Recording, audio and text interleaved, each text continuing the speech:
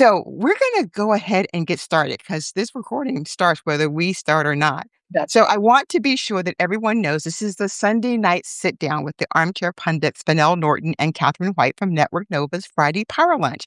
Catherine is away tonight at another really fun event, but I get to be joined by Michelle Hornish. And Michelle Hornish is Every State Blue and Small Deeds Done and now First in Line. And she'll get to tell you a little bit about those, but we're going to chat about a bunch of fun things tonight. So, Michelle, why don't you tell them a little bit about you and the fantastic things you do? Oh, thanks. I'm so delighted to be with you and to be with everybody else tonight. So, hi, everyone. I'm Michelle Hornish. I am the co founder and executive director of Every State Blue. I like to say that we crowdfund for the Democrats who are running in the reddest, roughest, toughest places in the country. We have statewide communities in Ohio, Missouri, and Tennessee, and you might have heard of those. They're Blue Missouri with Jess Piper, the amazing Jess Piper, Blue Ohio with David Pepper, and Blue Tennessee with Michaela Barnett, actually, although she's on a bit of a sabbatical as she tries to flip a congressional seat. Mm. Besides those three state based projects, we also just launched in April something called First in Line, which is another crowdfunding effort. This is just a simple grouping of Act Blue tandem pages that people can go to. It's live in every state with state legislative elections this cycle. It benefits the people who are running this cycle in districts that were uncontested last cycle. And there were over 1,000 of those last cycle. So there are a lot of people. So far, First in Line has already boosted and helped over 260 candidates for state legislature all over the country. So there's places like Texas and Pennsylvania. Wisconsin is going live. We've got Minnesota is going live as well. And then there's, Iowa and North Carolina. So there's all different kinds of states. Go check it out, everystateblu.org/first dash in dash line, or you can just go to everystateblu.org and you'll see where you need to go. If you don't know what state you want to support, that's okay. I created a personality quiz for you so that you can, kind of narrow down your choices. So if as you go through the page, you see a little button that says, don't know which state to pick, take the personality quiz and you can check that out and see there is actual logic to it. So yeah, so So, that's Michelle, what we do. so let me just tell you why I love this so much. So we always will see people who will say, "Oh, we're behind this candidate or that candidate." Some of the big organizations, and then they're just so excited because their candidate won. Well, there was so much money put behind their candidate, and then depending on where they are, there was a high likelihood that they were going to win. But when we have organizations like First in Line, Every State Blue, what happens is now you get to put your money on someone who really needs it, and even if they don't win, they move margins. And they Yeah. move margins so that people can see that there are people there with issues who care about the issues that they care about. And so it Yes. may not happen in one cycle or two cycle, but it's work being done. And it also helps, especially in statewide campaigns. So I just love this. And so when your candidates move, it is a win until you get to the win. So this is why it's so important. And then I always say, if you don't know what to do or you're complaining about this thing or that thing, this is something you can do. You can Right. put your money where it really is going to benefit a candidate who will be so grateful that someone They cares will about be. their campaign. I mean, I try to tell people all the time, these are folks who've already raised their hand and said that they want to organize in their own community. They have all of the efficiencies and the benefits that come from being a candidate already. So it's sort of like they've picked up this microphone that's available. And giving them funding gives them the ability to really supercharge that message, right? So they've already got access to the town halls, to the newspaper reporters, to the candidate forums. So they're already able to spread a Democratic message, but we can make it that much easier for them to hone that message, for them to get actual, campaign materials that, make them look like a real candidate who's, coming in front of everybody with, actual gumption and funding. And it makes a big difference in how they're viewed by the community and by other potential funders. Some of the candidates that we've supported in Ohio and Missouri, for example, have told me that they were able to fundraise a lot more because they got funding from us. Mhm. So they looked legit. They looked serious, you know? They already had the website. They already had the door hangers. They already had the postcards. And so when someone said, "How much have you raised?" and our Blue Missouri community gave them $7,000, they could say $7,000. And that, to a donor signifies this is a serious person. This is a serious candidate. But what's serious is actually the community of people that's behind them, that's lifting them up, that's making sure that they have the resources that they need to actually communicate with the people in their district. You mentioned a lot of national organizations and how we all love to watch and see, how many races are flipped. And oftentimes, national organizations recruit for these races, right? Even if they're in deep red areas. But often those folks that are recruiting, they do a great job recruiting, they do a great job of training, but they don't give these candidates money. They don't actually give them the financial resources that they need in order to implement the training that these people all took. So it gets intensely frustrating for those folks. And then someone like me comes in and says, "Hey, I'm crowdfunding for you. I'm going to help make sure that you have what you need because I believe in you and I believe in what you're doing and I know how hard it is. And I want to make it that much easier." We all want a democratic message to go into every single district, right? I've even heard people saying that we needed to restart small newspapers or that we need to, Mhm. seed like small TV stations. We don't have to go that far. We can just fund the people who are already on the ground doing the work, softening things for all of us. It is really that simple. Again, it's being efficient and it's being resourceful and it's supporting the people who are already there doing the work. Yeah. So I'm glad you said that because we're going to talk about, I don't even want to call it messaging as much as I want to call it reframing narratives. And I want to say hello to Explicit and some of the other folks who have joined us. Moon Oh my Mountain gosh. has Hi, joined. And everyone. why? Isn't this so exciting? You got someone that you know out here. So you see somebody? Well, anyway, we're glad you're here. So stay here and put your comments in the chat and we'll talk back to you. But here's what I wanted to talk to you about tonight that I'm so excited and I think that folks will be excited about it too.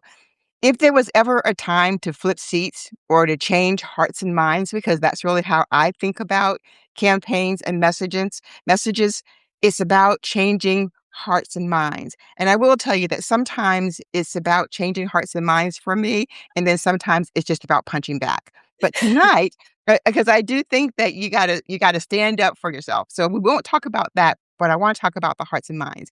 And sometimes it's connecting messages to things that make sense. And I love what you do on Substack because every time I look, there's this really good message there, and I'm gonna read one of them that you do. So here's one that you say. You will say something like, "If you spent $50,000 a day for 55 years, that's how long it would take you to spend $1 billion." So I'll say that again. If you spent $50,000 a day for 55 years, that's how long it would take you to spend $1 billion. And so I think that saying things like that sort of open up people's minds to what is actually happening when we say we can't do this thing or we can't do that thing. So talk a little bit about these messages that you come up with and how you came up with it and how you think about it. Well, full disclosure, that literal example came from a book that I read by the Heaths. I want to say it was Chip Heath. So Those books. oh, I You're his love brother. You're two brothers. yes.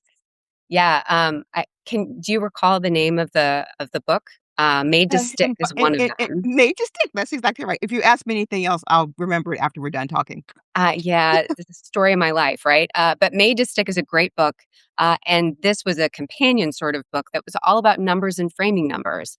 And I work with numbers a lot, since I'm crowdfunding, I'm dealing with a lot of numbers of candidates and people and all kinds of things. And so I read it and I was gobsmacked because I hadn't even thought of $1 billion that way. And I thought, if I hadn't thought of it that way, I bet a whole lot of other people haven't thought about it that way. And so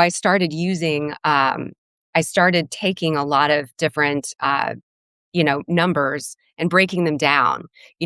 They're asking for $350 billion for this. Well, here's what we could buy with $350 billion so that people get a sense for the frame, right? Because these numbers are so vast, they're so big that it's very difficult, I think, for us to really ground ourselves in what the real ask is and the actual impact of this money.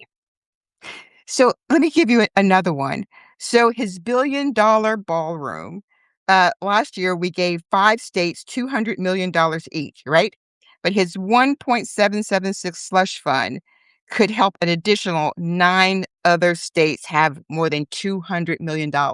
So when you think about rural communities where hospitals are closing, and still we're spending money on ballrooms and reflection pools, and we don't have money for hospitals that are closing.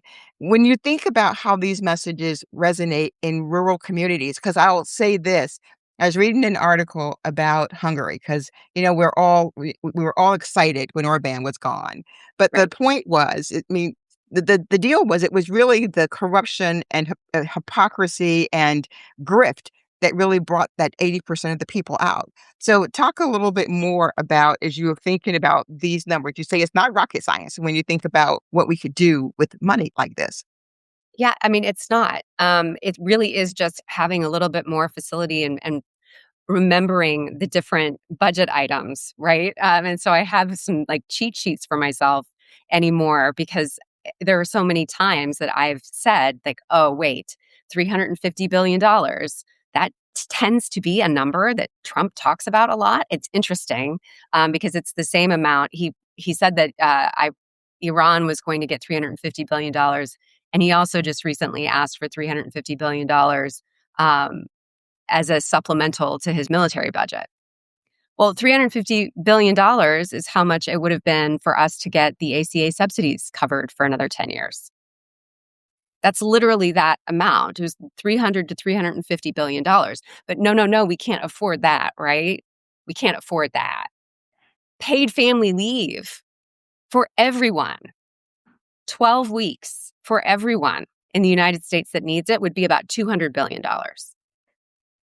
So so when I think about this and I think about having conversations with people, and I was just on a call where we were talking about some young men who feel like the system isn't working for them.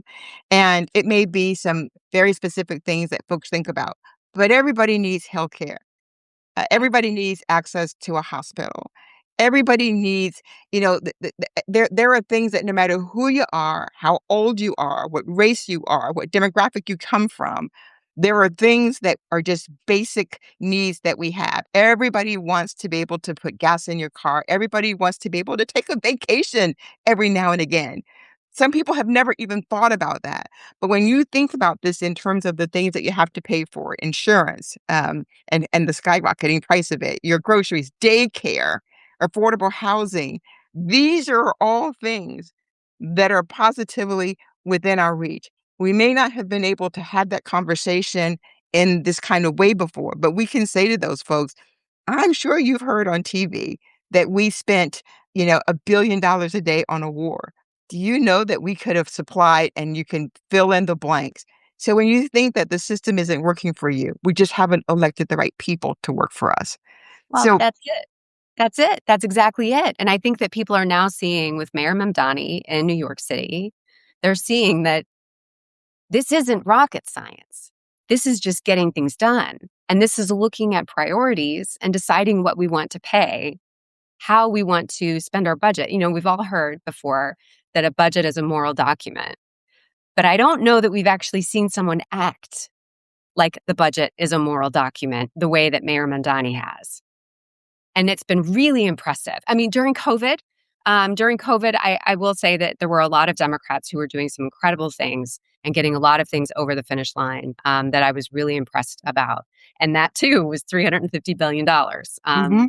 The initial COVID subsidies for everyone, right? That gave huge gifts. Remember that? Huge gifts. That was $350 billion. And all these states and local communities, they took all those things and they redid bridges and they, created all kinds of things. There was a boon across the United States, and that was $350 billion. $50 billion over 10 years is what rural hospitals were given, right? We've almost certainly spent that much money on this war that's not a war. Right. We are spending a lot of money on bombing things and people, and we're not spending nearly enough money on keeping people healthy and fed and safe and happy and educated. And I think a lot of people are seeing that and looking around and saying, I'm a taxpayer and I did not sign up for this. I did not sign up for my for my hard-earned money to, my tax dollars to be used overseas in a war, not a war, that has no rational basis, that we don't want, that the world doesn't want.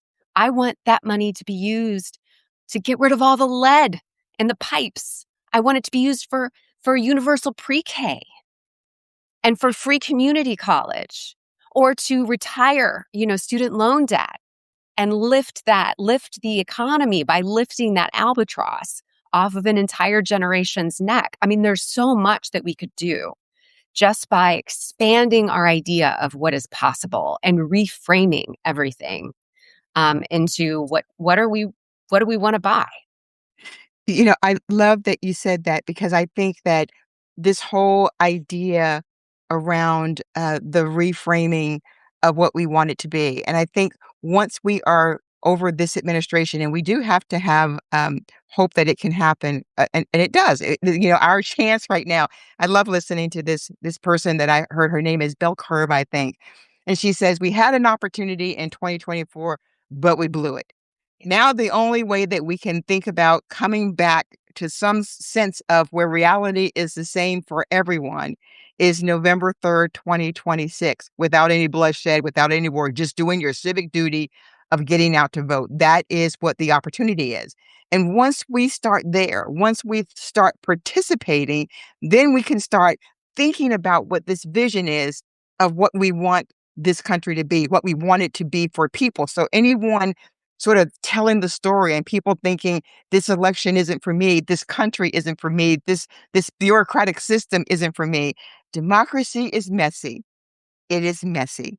And so it doesn't get better if people don't participate. And I think the way that you framed this tonight is this story.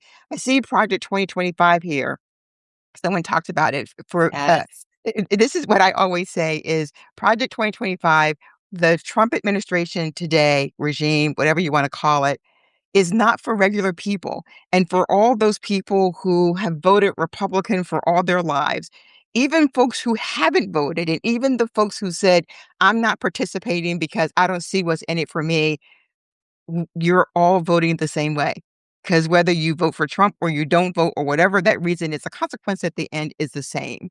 And so thinking about what can it be? What is the future that I want? Do I want to own my own business? Do I want to plan? I have all these ideas. Anything is possible. It doesn't just happen. You gotta work for it. You gotta do something. And the first thing you do is participate with your civic responsibility of Yes, voting. that is absolutely the case. And your power as a voter is so great. I mean, shout out to my Shout vote out to you, sure. t-shirt, right? Uh, your power as a voter is so great that one of the main things that they are really trying to do is to make it harder for you to vote. So that's when you know that we're onto something, sadly, right? But a point about heritage that I think is really critical for people to appreciate, this is a very, very long game that they have been playing. And we're sort of at the end of this long game.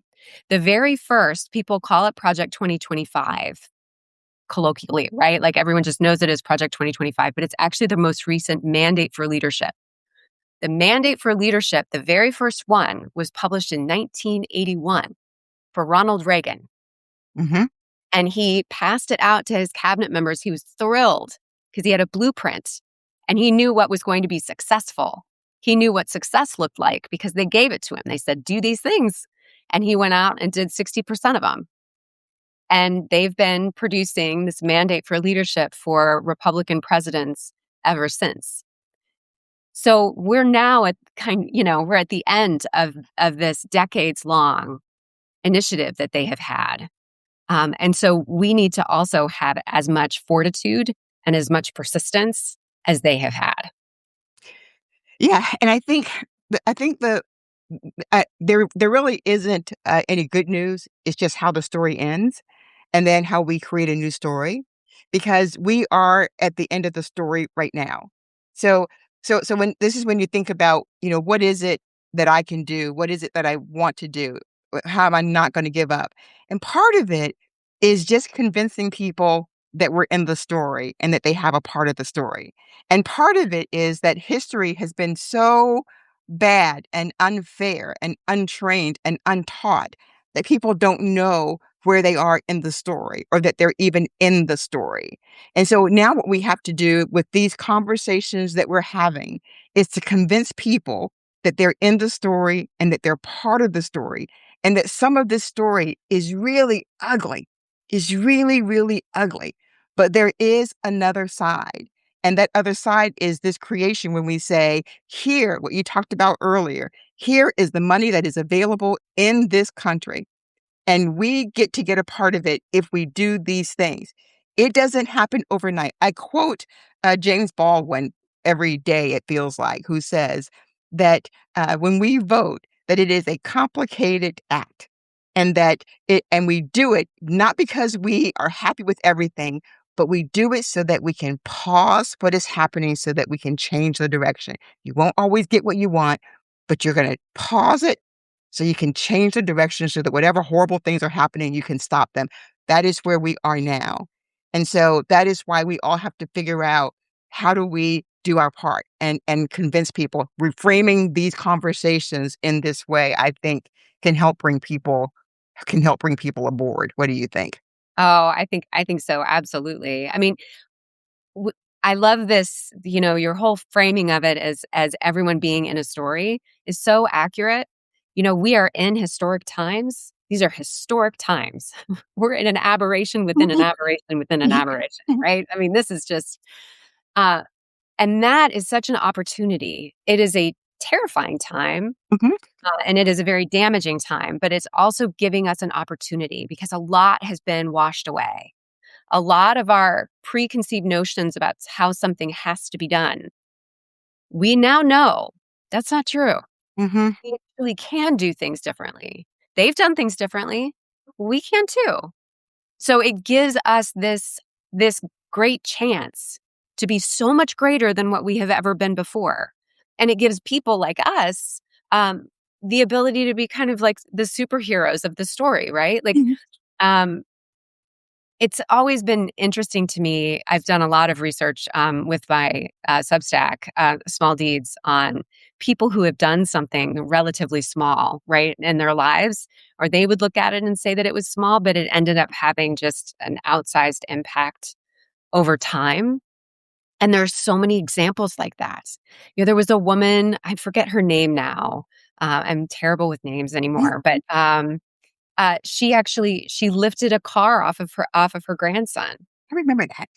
Yeah, she lifted a car off of her grandson, and then she was sheepish about it, and she was a little bit embarrassed and felt bad and guilty that she hadn't done more with her life, because here she realized that she had all this power, and she never knew it. My gosh, she was 60 years old, and she said, "What could I have done with my life if I would have realized that I was capable of something like that?" Which I just thought was tragic, except for the fact that then, the researcher was like, "Well, you still have time." And then she went back to school and she got her geology degree and became a professor. So that's wonderful, right? Like she took that moment, but we all have this power that I don't think we really tap into nearly enough. And I really encourage everyone to tap into that power. Think about what you can do. Can you drive people to the polls? Can you register more voters? Can you donate to, a first in line project and help out a red state Democrat? Can you, share a Substack live with people? Can you start your own Substack? Can you help out with messaging? There's so many different things that people can do if you have, a couple of dollars or a couple of minutes. It's really incredible. And then we all have this butterfly effect and we end up touching so many lives and you have no idea how many people you've inspired. And it's really pretty spectacular if you think about what we could do, this flock of butterflies. Yeah, I love this, and so here's the thing, um all of these conversations and people, we all have them, our friends and family. We all have different ways that we're going to impact people and move people. Was having a conversation, and I see there's lots in here about white supremacists and racism, and it is going to exist. It is not going to stop. And it was a article that I was reading about Martin Luther King and what he said. He said that we're not asking anybody to love us. We're not asking anybody to become a friend. That's never been the goal. But what we are saying is that laws can persuade people to do what they're supposed to do. And so you don't have to like me. You don't have to love me. You don't have to come to my house for dinner, is what King is saying. But through laws, we can require that people are treated equally and fairly. And we know that's not happening today. And so that's what we have to tell people. And this is what I say, I'm not telling Democrats, or, telling Republicans that they have to vote for Democrats and love them. I'm just saying, look at the country that exists today, and how are you going to get back some resemblance of the country that we all care about? Because if you don't like chaos, if you don't like the gas prices, if you don't like people who lie to you and betray you, and you want to find your way back, it is not voting Democrat or Republican. It is voting to be an American. And how do you do that? So if you're Republican, stay home, or you can vote Democrat. Do one or the other, but that is where we get back.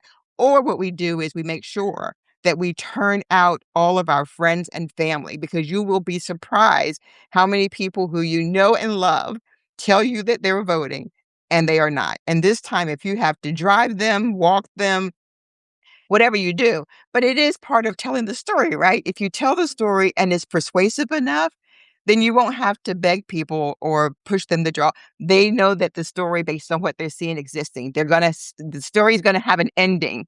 We are going to be the ones who decide the ending. The ending will either be us finding our way forward, or you better find a passport. So I think we better find our way forward, and we can do that. We So can't we do that. have just a couple of minutes. What are you thinking? Oh gosh. I mean, well, first of all, I'm thinking that my cat is there she goes. She's been screaming at me off screen. I don't know if you all can hear her. She's a lovely cat. She really especially loves to be part of any conversation that I'm having. So, um, no, I mean, I think that it's important for everyone to just appreciate the power and the opportunity that we have right now. That's really been kind of my focus, frankly, with Small Deeds from the very beginning, um, because I recognized that a lot of people felt paralyzed either because of they didn't understand what was happening necessarily, or they didn't know what to do about it, or they felt like even if they did something that it wasn't going to matter. But it always matters. And it might not matter the way that you think that it will, but it always matters. So even like when I'm talking to a congressional staffer, I'm always thinking about, this congressional staffer might be acting like a jerk to me, but maybe they'll be telling the story about how this woman was, citing legislation to them and laughing. Maybe they'll be saying that in the hallway, Mhm. and someone else will hear it and it's going to cause them to think something. You never know how many people's lives you touch. So just get out there and live this wild and glorious life as completely as you can and make as many opportunities to make a difference as you possibly can.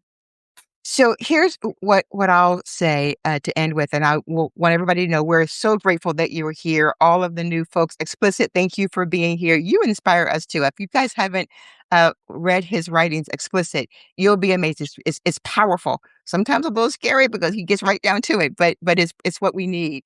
But what, and I also just want to remind everyone, we have the Friday Power Lunch every Friday at noon, and you can see it here. Catherine puts all the information here, and it's wonderful. It's also on YouTube. And we're also getting ready for the Women's Summit, August 21st through 23rd. I won't tell you who's going to be there because I didn't ask them if I could, so I won't. But anyway, it's going to be amazing. We have wonderful master classes that are coming up, and they're going to be fabulous. But how I want Nice. to end tonight is this in terms of our power. I am planning for our family reunion, and I have an activity that we want to do, and it is doing these really incredible things with clamshells. And we had some clamshells delivered in our driveway. And this big truck delivers the shells, and they all go down, and they just are crushed. And for my activity, I need an entire shell. When I'm walking down the road, I look and there is a shell that is perfect, which means everything crushed around it, the weight of this ton truck over it, and the shell is still in place. And what that says to me is the power that we actually have, that no matter what the weight feels like above you, with the right surroundings and the right Yep. people embracing you, that you can still remain strong, just like that clamshell.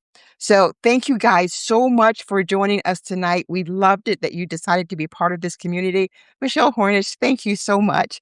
It's always lovely to see you. I just have so much joy when I'm with you. So, guys, thank you so much. We'll see you soon, and everybody, have a great night. Bye, My everyone. family's loving it because 'cause I'm finally ending on time. Good night, everybody. Bye, friend. Good night.